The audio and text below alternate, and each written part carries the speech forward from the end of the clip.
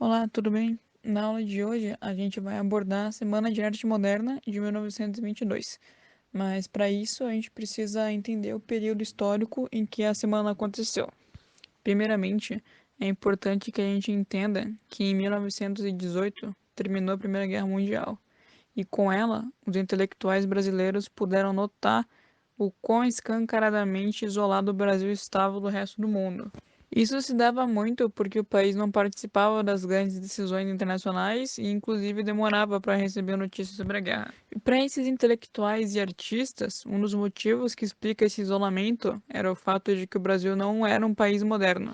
Lembrando que moderno, nesse contexto, quer dizer estar de acordo com os valores europeus de civilização, o eurocentrismo, em que ideias como racionalidade e liberdade eram valorizadas. Dessa forma, buscando responder a esse problema através da arte, é pela modernização da produção artística que os intelectuais buscam inserir o Brasil nesse centro internacional.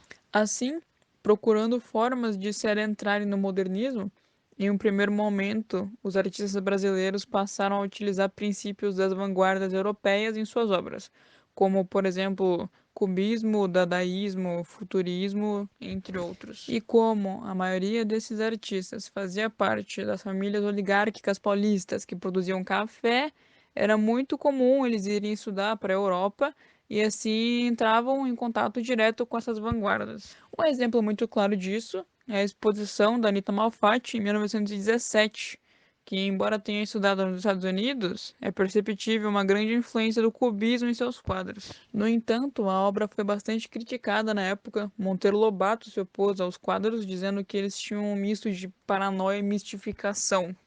E talvez essa crítica explique bem ao que o modernismo se opunha.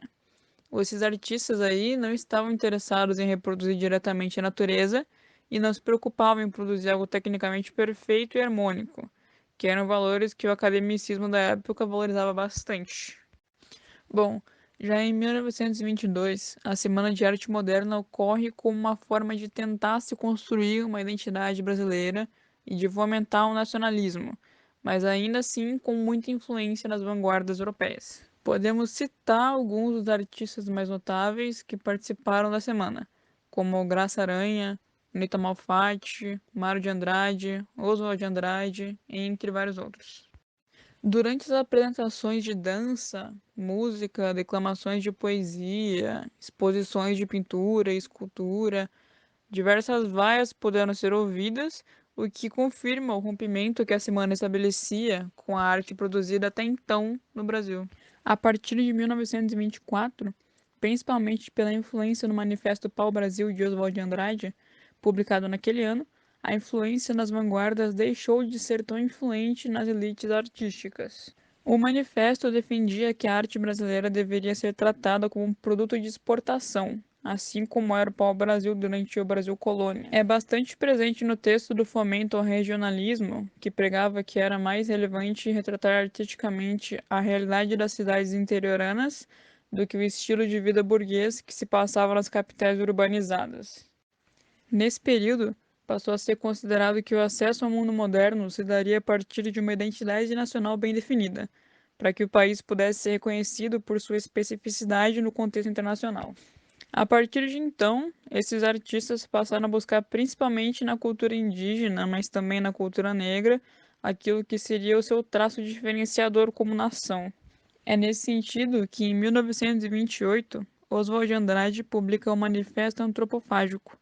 Nele, o autor defende que seria através da apropriação cultural, entre aspas, primitiva, que a nação se consolidaria. Ele escreve: só a antropofagia nos une, socialmente, economicamente, filosoficamente. Também é nesse texto que se encontra a controversa frase to be or not to be, that's the question, uma paródia com a peça Hamlet, de Shakespeare. Atualmente, esse tipo de apropriação de culturas não brancas é altamente criticada.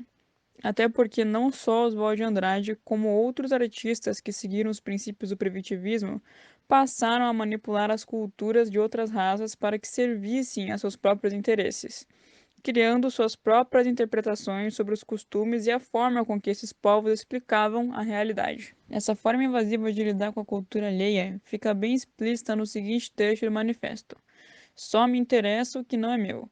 Lei do Homem, Lei do Antropófago. Esse movimento de caráter racista que nasceu na época passou a ser chamado de primitivismo. Outra artista que embarcou nesse movimento foi a Tarsila do Amaral, em sua obra A Negra. No quadro, a artista diz se tratar de uma mulher escravizada que trabalhava na fazenda de sua família quando ela era criança. É possível notar o exagero na grossura dos lábios, das mãos, do tamanho dos seios e em uma provável tentativa de distanciar a mulher retratada da delicadeza, inclusive reforçando estereótipos de hipersexualização do corpo negro. Ao analisarmos o tamanho reduzido da cabeça comparado ao resto do corpo, parece que Tarsila tenta retirar a pessoa retratada de sua condição humana e aproximá-la de algo considerado primitivo. Nessa época, acreditava-se que os povos que para esses artistas eram primitivos privilegiavam o instinto ao invés da razão, e foi isso que os modernistas passaram a buscar. Essa intenção de abandonar a racionalidade pode ser encarada como uma forma de se opor às regras acadêmicas do mundo da arte. Passa a existir uma intensa análise sobre o passado do país, na tentativa de elaborar uma reivindicação histórica das origens do Brasil como nação, e ela passa a ser feita através de dois grupos.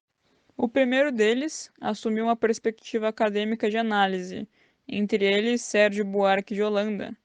Já o segundo, chamado de verde-amarelismo, era composto por ufanistas como Plínio Salgado e passaram a fazer uma reinterpretação mítica do Brasil.